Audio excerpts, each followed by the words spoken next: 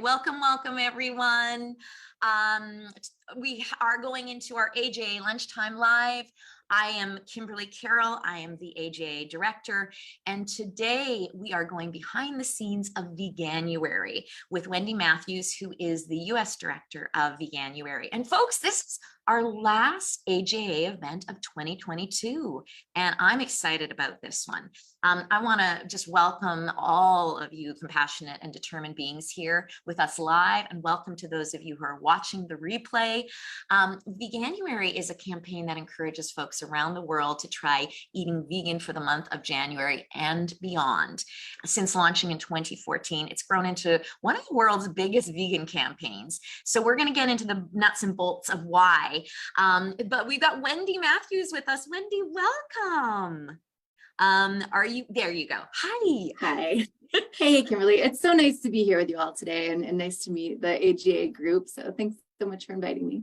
Oh, we've been trying to do this since last year, trying to get you on. This is an extremely busy time for you, ramping up. Probably the month before is even busier than the month of, I would imagine. But Wendy, I just want to give folks a little bit of background on you. So Wendy Matthews has overseen the nonprofit Veganuary's campaign in the US since its launch in the US in January 2020. She's been actively involved in the vegan and animal protection movement for over a decade. Wendy's previously worked at Farm Sanctuary as a senior manager of engagement and social impact.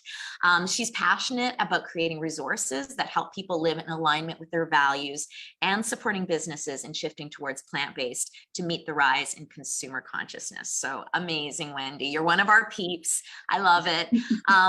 Can we start off, Wendy, by just giving everybody a little rundown on Veganuary? Some people know it well, some people are really new to it. Tell us about both the campaign and the organization. Sure. And just to start off, I wanted to say thank you all so much for the work that you're doing. I was really inspired to hear about some of the recent wins in Kimberly's intro. And I know there's a lot of activists on the call. Some of you said in the chat that you're out there sharing Veganuary already. So thank you, thank you, thank you. And everyone shared where they're from. So I'll just let you know, I'm calling in from Charlottesville, Virginia. I saw someone from Prince Edward County. So excited to see we have another Virginian here today. Actually, there's a Prince Edward County in Ontario, and I think that's where they're from. I didn't know there was a sister county in Virginia. Good to know. Yes. I mean, that person can correct me if I'm wrong. Maybe they are in Virginia, but I think they're in Prince Edward County, Ontario. That makes more sense. Yeah. You're like, oh, it's so close. Yeah, getting back to Veganuary. So I'm sure most on the call are somewhat familiar with the campaign, but if you're not, you've surely surmised by now that our name is a combination of the words vegan and January. And as Kimberly mentioned, we encourage people to try vegan in January and beyond. We're a nonprofit and we were started in the UK in 2014. And we also drive corporate change through our work with brands, restaurants, and retailers. So I will get into the nuts and bolts of all the different parts of the campaign, but that's the basic about us. So Wendy, Veganuary, the event has become just this juggernaut, okay? Can you give us some stats on how it's grown? Like, give us some stats on this last year's campaign, 2022. Sure. So the January 2022 campaign generated about 629,000 signups. We had signups in every country around the world except for 2. And yes, which two? I think everybody will be curious about that. Oh gosh. North Korea, I think, is one of them. I think you're right. It's changed a bit year over year. I think it was either North Korea and Vatican City or Tajikistan or something like that. Yes. Yeah. Sorry, I should have had that handy. No, not at all. Not at all. And really, it's just because those two places, they don't allow internet outside of the country. So that's a pretty good reason not to. Very much a digital campaign. So digital access is important. And so we had 629,000 participants. There were 1,500 new vegan products and menu items launched, and we had over 4,300 media stories around the world. Wow, 4,300 is nothing to sneeze at. That's 4,300 newspapers or television or, mainstream media talking about veganism. And so, why do you think Veganuary has been such a hit with folks, with participants? What's the secret formula that you think is coming together here? Yeah, the way I see it, there are a few different elements that have led to kind of the meteoric rise of Veganuary.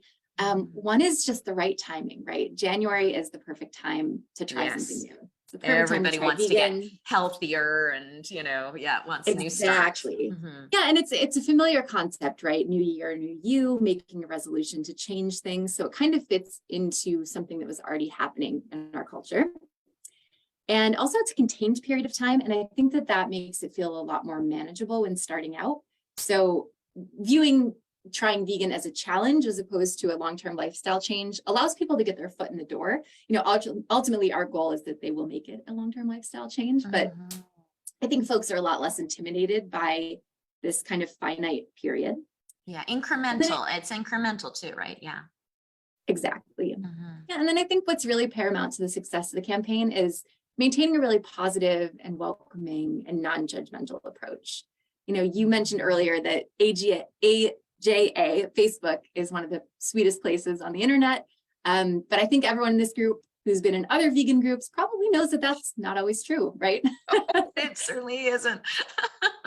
And we really want to break the stereotype that, vegans are very judgmental and insular, and make it clear that everyone is really welcome at the table and welcome to give it a try. I love that. I love that. And so I'm also curious as to, I think this is the big question a lot of folks ask, as a lot of activists, is how many of these people, I think there's been 2 million that have taken the Veganuary pledge over the years. How many continue eating vegan?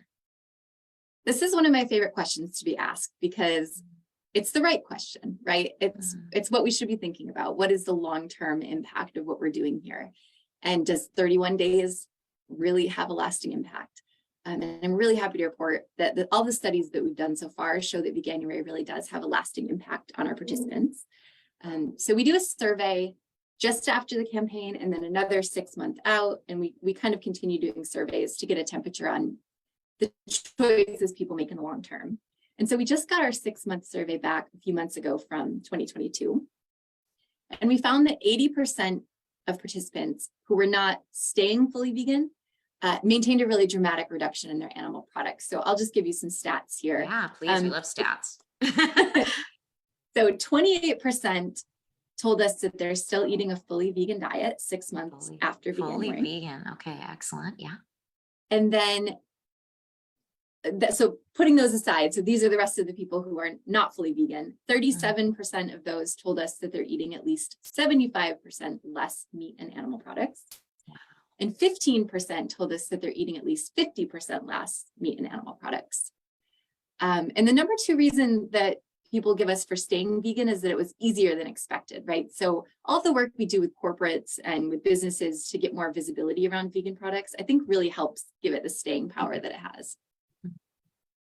Yeah, those are really good retention rates, actually. I was quite surprised to hear that. And I mean, 31 days is this, like they talk about forming a habit. 31 days is it. And you're right, that bite-sized, opportunity. No, you don't have to commit to this long-term goal, but just being able for people to put their toe in, it's a really valuable and really smart way of introducing veganism.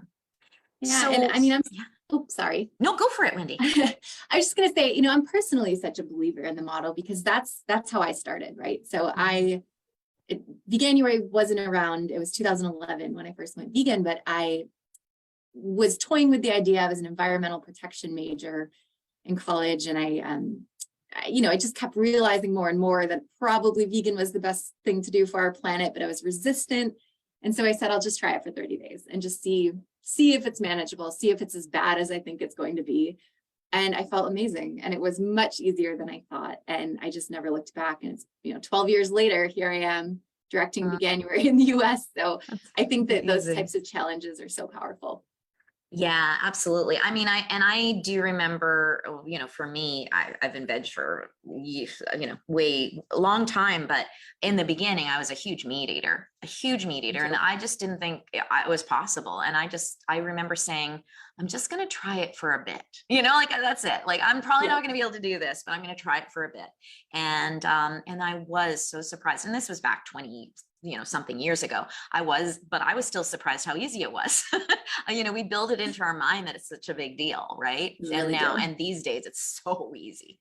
So, yeah. And so, Wendy, the other, thing I'm curious about is all this media coverage that Veganuary has gotten.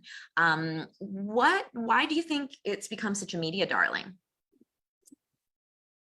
Few ideas about that. I think that we've been so successful in media partly because we've focused a lot on our work with celebrities and with large businesses, right? So working with celebrities and getting them to help us share our message and to talk about the issues and to talk about veganism gives media a hook to continue talking about it and allows us to kind of find a different angle to bring some of these issues to light.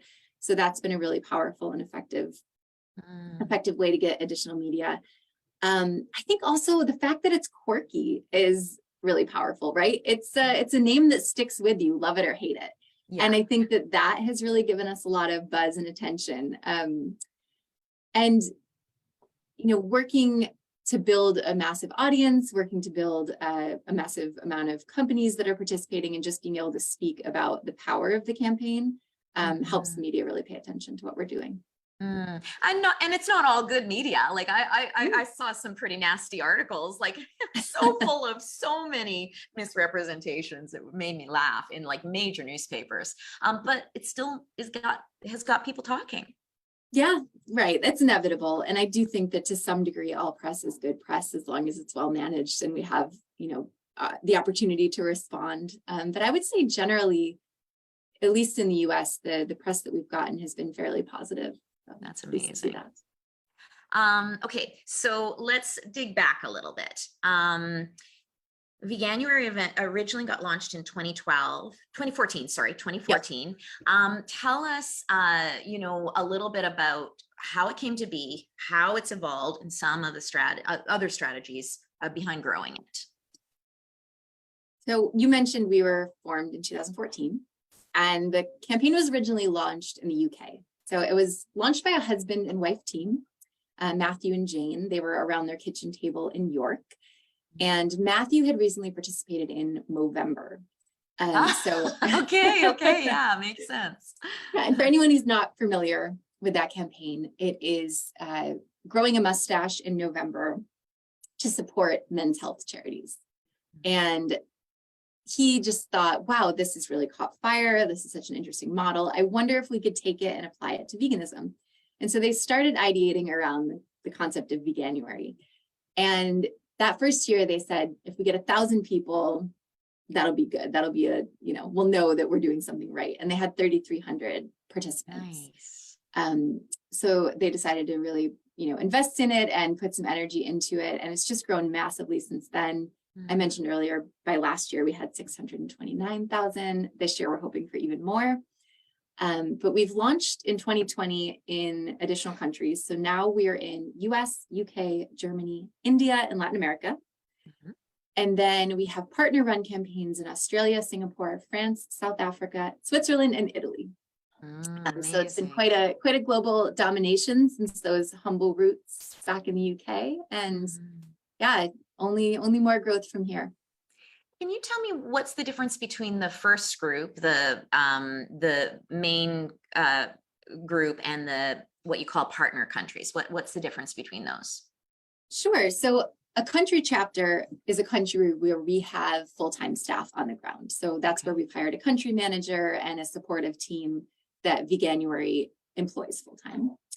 And then our partner countries are where we have the campaign being led by a partner organization. So for example, in France, there's another nonprofit that's already there doing fantastic work on the ground, and they just utilize our resources through their own platforms, and they essentially run a Veganuary campaign locally. So, and we support them in that effort. Okay, got it. So that leads to my question. why is Canada not a partner country yet? And how can we be? Is there a way? Tell us the roadmap, Wendy. Yeah, Canada is absolutely on our list. So I'll get into this at some point, I'm sure, but over the next 5 years, we're hoping to add 10 new Veganuary countries. And I know that Canada is certainly a country that we're very interested in. I think it's really a matter of finding the right partner organization. So if anyone on the call is working with a nonprofit you think would be a great fit, please feel free to reach out to me and let's talk. Yeah, I'm thinking VegTO is probably one of the best matched organizations in Canada. So is there something as advocates here in Canada that we can do to kind of, prove that we are, Canada should be considered? I think there's already a lot of organic energy in Canada. So we've had a good amount of signups and, businesses like London Drugs already participating even before we've officially entered Canada. I think that the more signups we have each year, kind of the better case for it, that being one of our next partner countries or official countries. So definitely sharing, helping spread the word and just kind of showing that, this campaign has some legs in Canada would be really helpful. Wonderful. Well, already in the chat, we have Candace Best, who is a wonderful PR person here in Toronto, says, yes, I want to help with Canada working on Veganuary campaign with a large grocery plant-based brand. Yes, love it, Candace. Heather says we are planning on promoting Veganuary in January at the Vancouver Humane Society, also a wonderful organization. So yeah, we're getting some juice going here, Wendy. And I just want to mention to our community here, we are taking questions. So if you have a question for Wendy, just put **Q before your question, just to differentiate it from the other chat. And okay. I'm putting my email in the chat now. So perfect. If anyone, if you are working on a campaign now, if you're promoting Veganuary, we'd love to know about it. So feel free to shoot me an email. Excellent, Wendy. Yes. Okay. So I am also curious about what the actual Veganuary experience is for the participants. So walk us through this. If you're an individual who signs up for Veganuary, what happens? So really the heart of our campaign is this 31-day plant-based pledge that we've been talking about. And when you sign up, you first will receive a confirmation email letting you know that you're in. And that comes with a few free resources from us. So you get a downloadable celebrity e-cookbook, you get a downloadable starter kit, and just kind of everything you need to start prepping, right? So if you signed up today, you would get those in your inbox so you can start planning what you're going to eat when January comes around. So we want to make sure everyone is set up for success. And then starting on January 1st, there's a daily email from our team. And that has our best tips and advice and support for things like, what do I put in my coffee now? And why do some of these milks separate when I put them in my coffee? And just kind of how to manage some of these day-to-day things you might not know how to navigate if you've never tried vegan before. And those emails, are of course meant to deliver some practical education and advice, but also just to kind of feel like a friend in your inbox that's there to tell you, keep going. It's okay if you make a mistake, and just kind of cheer you along. And then in addition to those resources, you get access to a private Facebook group. And that group is everyone else in that class of 2023, right? So you would be put in with other participants to kind of share struggles and triumphs. But we also have some trained moderators who are long-term vegans that kind of hang out in there and answer questions and give support when needed. Wow, that's incredible. That's really, really user-friendly, really making sure that people actually engage. It's one thing to sign up for something, but it's another thing to actually engage. I think feeling like a part of a movement is so important too. Not knowing that you're not going it alone is really powerful. Yeah, absolutely. And then of course, they're part of your email list, and you don't just stop at January, you keep going. Is that right, Wendy? We do. So we send about a weekly email for the rest of the year. So we keep them engaged with, additional resources and support and recipes. And then we really encourage everyone who pledged to, if they're on social media, to follow us, because we're always very active on social media and have a good community going there as well. Mm. So Tenebrae is asking, how do you deal effectively with people who co-opt the term veganuary in a negative or mocking way? Which sort of dovetails into my question, about the animal ag industry's pushbacks with Februdairy and Regenuary. So Yeah. what are your thoughts around that? I'll start with the first part of the question first around kind of co-opting the term. I think one thing that has helped Veganuary go as viral as it has is that we allow brands and organizations to use the term because we want Veganuary to be a marketing moment, right? So it's not, there's not a lot of red tape if a business wants to say, hey, we're launching this for Veganuary, or put up Veganuary signage in their stores. Like, we really want it to be something that is utilized by everyone.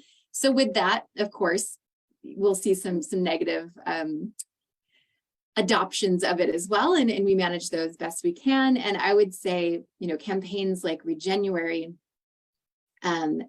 we take a look at what they're putting out there in the world and try to just have really solid kind of arguments of our own, and resources that can kind of counteract some of the claims that they're making. So, for example, Regenuary is all about eating local, and it's all about eating like locally produced food and eating seasonally. And so we saw that they were making the claims that veganism does not support those things.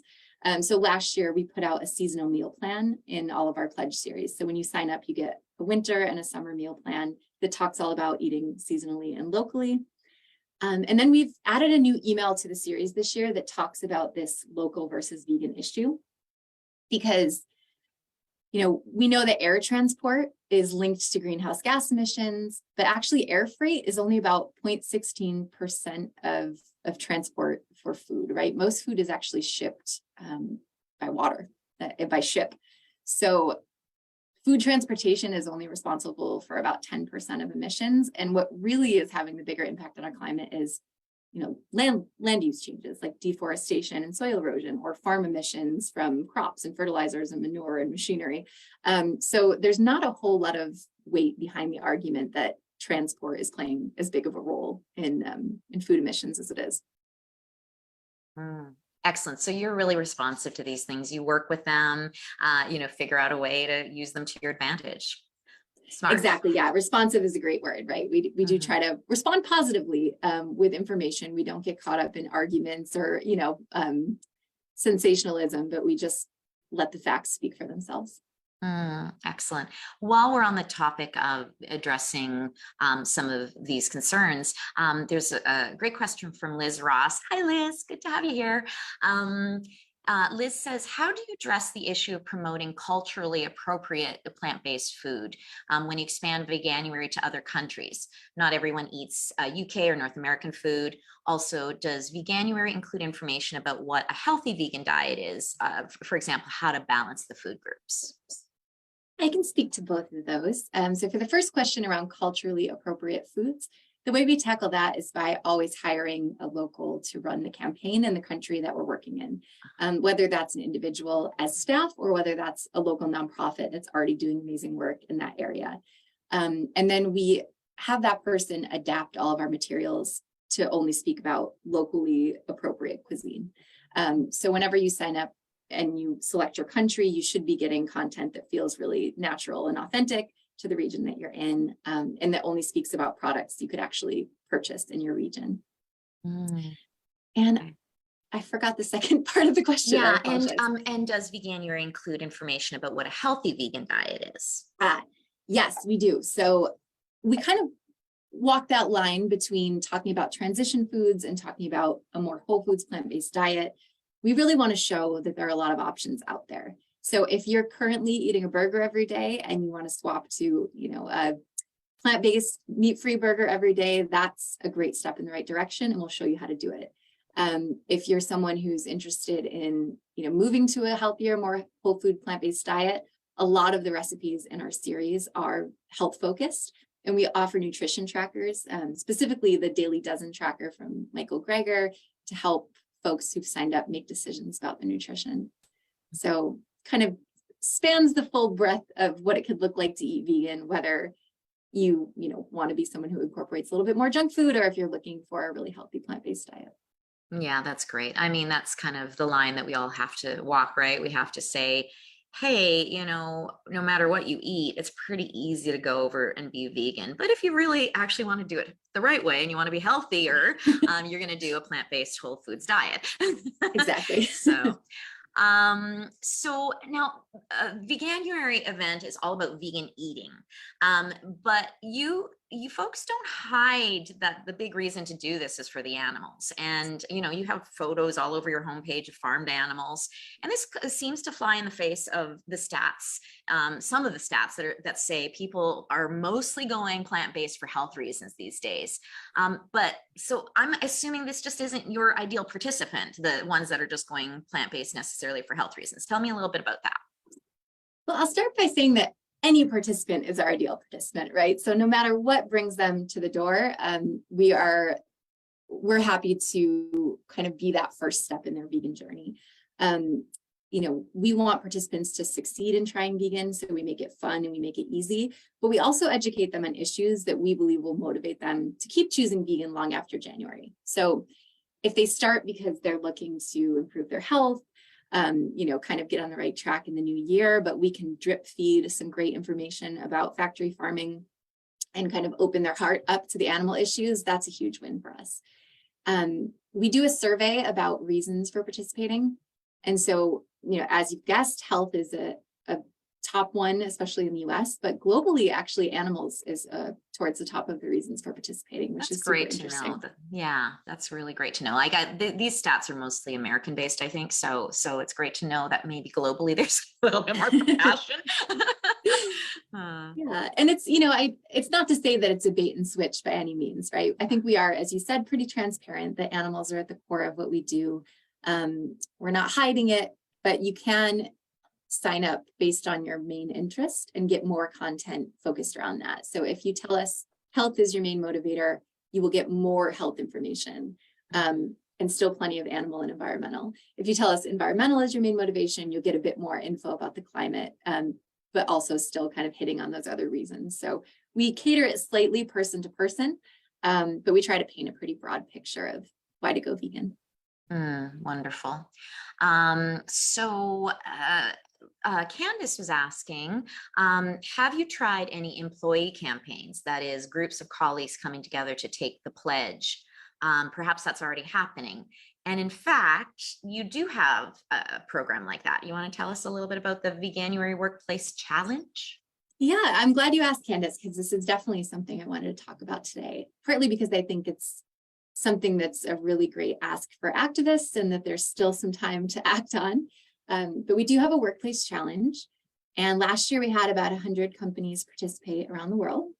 And essentially the ask there is, like you said, having teams take on Veganuary as a team. So at its most basic level, we'd provide a trackable link and the company will sign up to take part.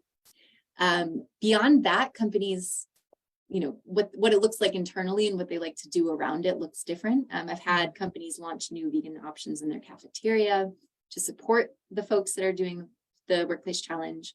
I've seen some companies bring in vegan chefs to do a talk, like during a lunchtime presentation for their staff. So there's a lot of different ways to go about it. But if your workplace or someone might like to get involved, my email's in the chat, just let me know and we can set you up on that. Love it.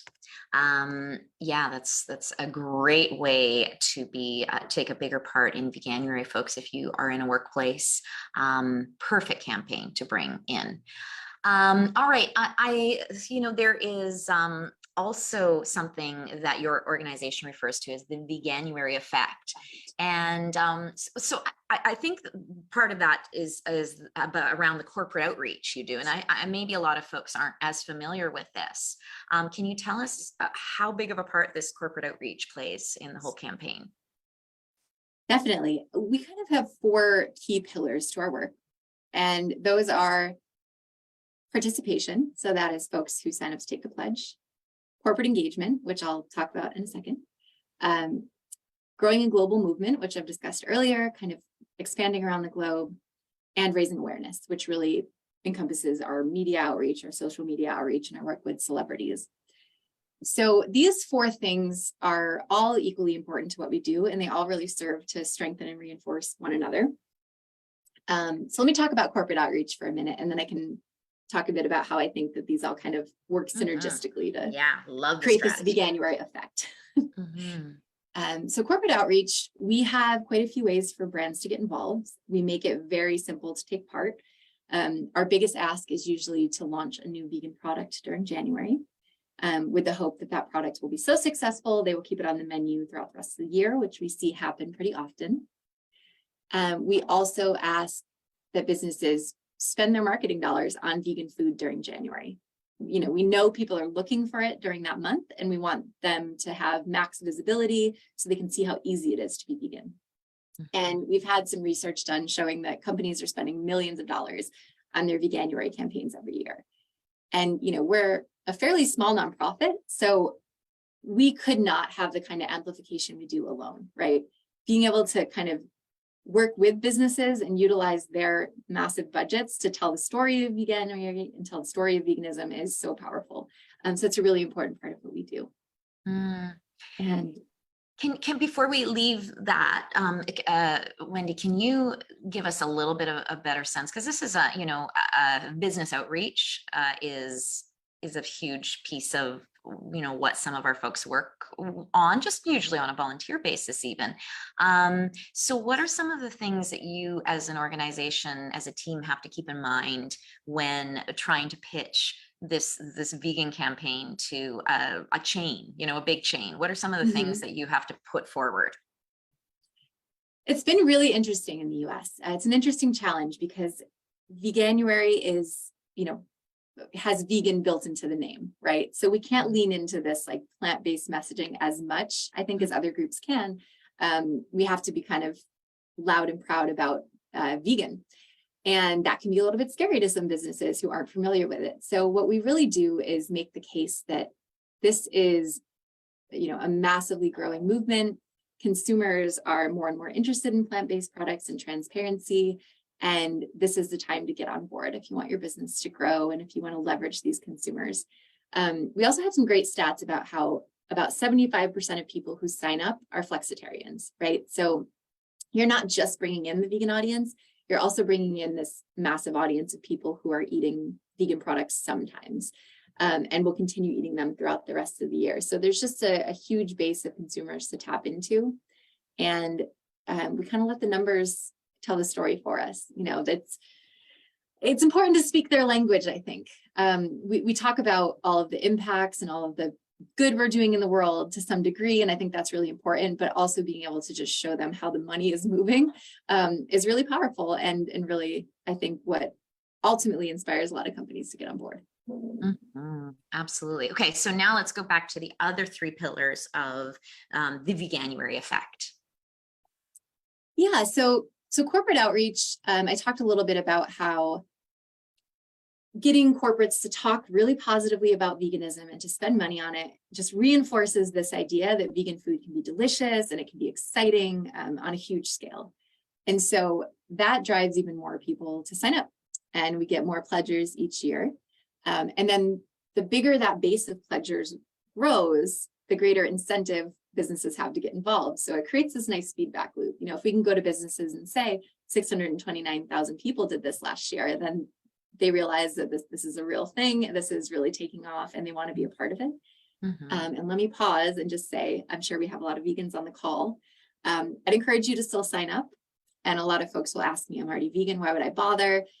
Partly because you get some great recipes, but also because there's strength in numbers.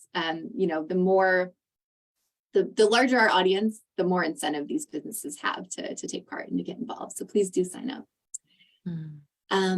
Great. Yeah, point, and then of point. course, just going back to the raising awareness, of course, all of the work that we do with media creates extra visibility on the reasons to go vegan, leading to more signups and leading to more buzz, which brings more businesses on board. So kind of each pillar of our work serves to lift all of the others up. Yeah, absolutely. And I think I read somewhere that for each sign up, there's an estimated 10 people also vaguely doing Veganuary now are signing up. Absolutely. I'll go back to Movember as an example. A lot of people are aware of this, that people are growing mustaches in November, but maybe have no idea that there's a nonprofit campaign behind it. And that same kind of virality happens with Veganuary. So you hear about it in a corporate ad, you hear about it on social media, and you decide to do it, but maybe don't realize that you can register through us. So we had Kantar do a study a few years ago, and they estimated 10 times the amount of people that sign up are participating. So realistically, our numbers are in the millions, and we're going to be doing some more research on that later this year to try to get a handle on exactly what our participation looks like. Mm-hmm. So I'm going to throw in a question here from Cassidy. Cassidy said, I was planning on making a post on, oh no, sorry, this is a comment, which is wonderful. I'm planning on making a post on my art media, encouraging my followers to join Veganuary, perfect timing, but also asks, do you have a recommended way of promoting Veganuary to others online, like best text, best language to use, best, sort of talking points type thing? I do. I think a couple of recommendations. First of all, make it easy for them to find the link, especially if you're on Instagram. Links kind of disappear within 24 hours, and then the moment sometimes is lost. So I encourage folks to put the link in their bio so that anytime you mention it, it can be easily found. And I think that authenticity is the way to go. So, we do a lot of posting on our channels that you're welcome to share. Posts that are meant to be shared to stories, asking friends to follow and tagging them. But I think just maybe filming a really quick video saying, here's why I'm vegan, here's what it means to me, I'd love for you to join me in the new year, is really powerful. And the people that already know and love you will see that and surely be inspired. So I think authentic is always stronger. And do you actually have a resource on the website? There's so many resources. Do you actually have a resource that you would recommend or anything for people promoting Veganuary? No, Kimberly, that's the only thing we don't have. Thank you very much. I know, right? Actually, no, we don't have a toolkit, like an activist toolkit or anything, though. That's a really, really good idea for next year. But I would say in terms of just things to share, if you grab the Try Vegan button on our site, and use that link, that's the best way to encourage people to sign up. And just keep an eye on our Instagram stories, because we post a lot of things that are meant to be reshared. Wonderful. And, just one sort of look at what you focus on your homepage is always, like, obviously what you found works are the hot, button issues sort of thing, and desires and pain points. Yeah. A little criticism, just going back to the corporate outreach, a little criticism I've heard of Veganuary just in the activist movement is, that Veganuary is working with big restaurant chains to bolster up vegan offerings. But sometimes some smaller vegan businesses think it's at the expense of them and these smaller businesses who are committed and have been struggling. How do you address that? Yeah, I do get asked this question a lot. And, I think, and we as an organization think that to achieve animal liberation, we need to work with the current system and not always fight it. And that's absolutely not saying that we shouldn't support small or vegan companies. We can, and we do. And, every business at every level is 100% welcome and encouraged to get involved in Veganuary. So we do try to mix it on our channels in terms of promoting larger businesses and smaller businesses. And we have lots of places where smaller businesses can get involved, like our special offers page. But we also don't shy away from working with larger companies or, non-vegan companies. Because we think that helping drive demand at the macro level, really lifts all boats and can improve customer base for all companies. The meat and dairy and egg lobbies are really powerful. But as this financial incentive, and grows, and then there's less dependence on selling animal products, and that starts to decrease, and we see profits from vegan products increase, that can shift all consumer attitudes, right? And that can lead to more customers for the larger businesses and the smaller businesses. So I hope that answers that question, but I'm happy to. Absolutely. And honestly, a lot of the smaller vegan places are being frequented by vegans. And so these larger sort of restaurant campaigns are turning people hopefully into vegans, who will also be looking to go to smaller, more quaint places to have their meals out. So yeah, absolutely. So going back to the community questions, Paul Madsen says, recipe development blogger here. Do you have any thoughts on what vegan replacements recipes most appeal to participants and what they need for success? A great question. I wish I had this pulled up in front of me and I don't, but if you go on our website and look up the 2022 participant survey, we've got a lot of data in there about what the different struggle points were for our participants. So I know it's social element is always one, right? The challenge of eating out with friends and family. But I know that folks also mention cheese and chocolate pretty often. They miss cheese, they miss chocolate. And there are so many great alternatives out there. And so a part of our work is trying to point people to the right ones. But we also recognize, there are people living in areas where it's really hard to find good vegan cheese or, maybe even vegan chocolate.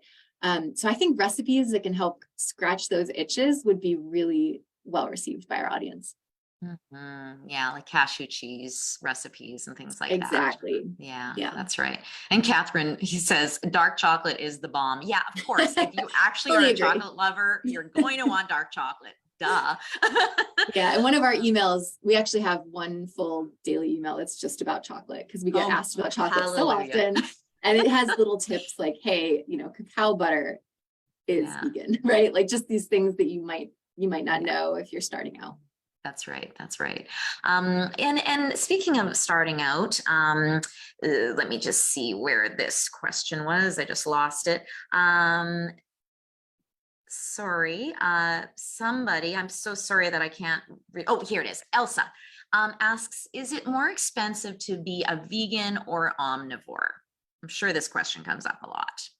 It does. Yes. And I'm glad to say I have some really good research to respond to this with, because we do get asked it so much that we did a study last year with Kantar, and they looked at the grocery carts of average vegan consumers and average, omnivorous consumers.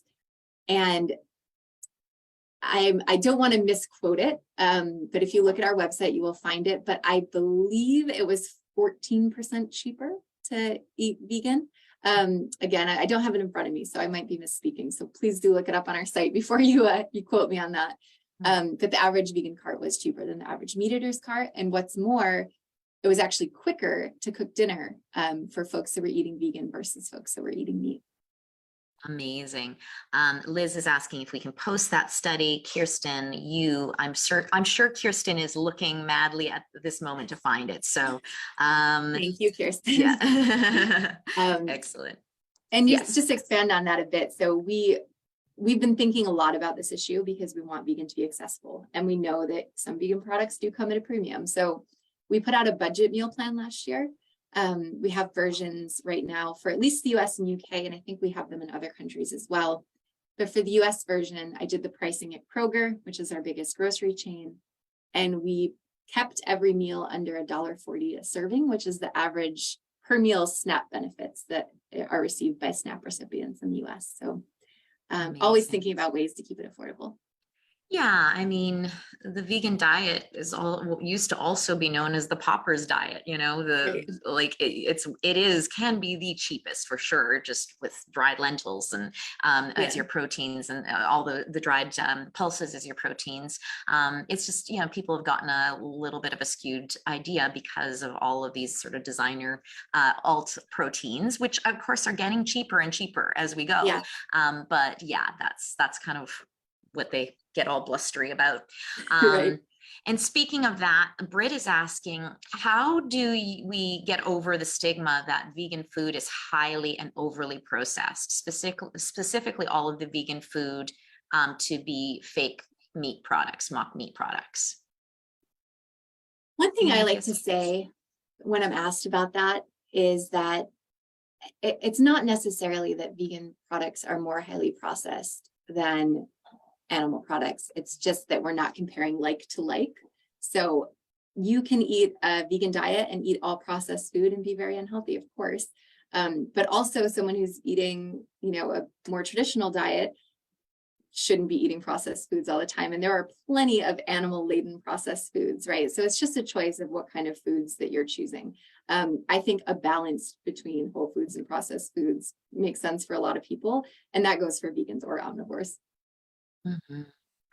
Natasha is asking, are there suggestions in Veganuary for diabetics? Often, for example, vegan chocolate is not diabetic friendly, and a lot of times, specifically vegan diabetes friendly option is more expensive, except of course, naturally vegan diabetic friendly foods like vegetables, but I'm talking desserts and such. I'm clicking over to our website now because I believe we may have a sugar-free sorter on our recipe page. I'm just double checking now. We're throwing some tough stuff at you, aren't we, Wendy? No, I really appreciate these questions. They're great. And, we have so much content and there are so many people working on it that sometimes I'm like, yeah, we probably have something on that, but I haven't directly been involved. So good. Yeah, and I've got too many windows open, but I do think if you go to the recipe page on our website, you can search by sugar-free. And I know we have a content page about diabetes, and we don't give direct nutrition or health advice on specific issues. We always recommend talking to your doctor, but I think you should find some things that'll be valuable on our site. Amazing. And I think there's some folks in the crowd that are sort of wondering, like, how much of a one-stop shop can Veganuary be? Debbie's asking, are there also resources about living a vegan lifestyle, cruelty-free products or wool, or, not wearing wool, things like that? Is that at all part of your info? Yeah, so we do kind of roll that out strategically. So during January, we mostly talk about food. And that's because 75% at least of our participants are totally new to veganism. And we want to help them start with the thing that's, probably the most manageable to change. So we talk about food, we focus just on that issue. But then post Veganuary, in those weekly emails, we start to drip in other topics. So we do talk about fashion, we talk about beauty. We actually have a few beauty sponsors this year. So Aveda and Pacifica, which are both 100% vegan brands, are sponsoring the campaign. So they're going to be helping us tell that story a little bit more too, talking about vegan beauty products. So yeah, the answer is definitely, we will talk about the lifestyle in a broader way. Love it. Yeah, somebody was asking, Andrea was asking also, do you offer suggestions for people who want to feed their companion animals a vegan or vegetarian diet? That's, a little bit, do you? Like, that would be sort of a little bit far out of thinking for Veganuary, but anything's possible. That's definitely a question we get asked a lot too, especially on social media. And I know we have a page with our kind of general thoughts on that on our website as well. Actually here, I just found it. So Kirsten, I'll spare you and I'll put a link to that in the chat. Amazing. Thank you. You really have covered everything. Amazing. Well, we're almost 10 years into the campaign now, at least from the UK side. So, we've been asked all the questions and we try to keep up on emerging debates and just be here to, help think things through. Beautiful. Can you tell us a little bit about the next 5 years in the life of Veganuary? You got a 5-year plan. Give it to us in a nutshell. Sure. So there is a full 5-year plan on the site if anyone's excited or interested to really look at the details of where we want to go from here. But essentially our plan is to keep growing around the globe and to keep growing our participation numbers and to just increase everything that we're doing in a big way. So over the next 5 years, by 2027, we'd like to see our participation be at 10 million. Which I know probably sounds overly ambitious, but I can give a little color to it. So we have the 600,000 plus people signed up now, and we know about 10 times that amount are participating. So we are interested in honing in on ways to capture and talk about that impact in a different way. So how do we calculate actual participation versus just signups on the website? And we're launching some new ways to get involved as a means of doing that. So this year, for the first time ever, we have a YouTube series.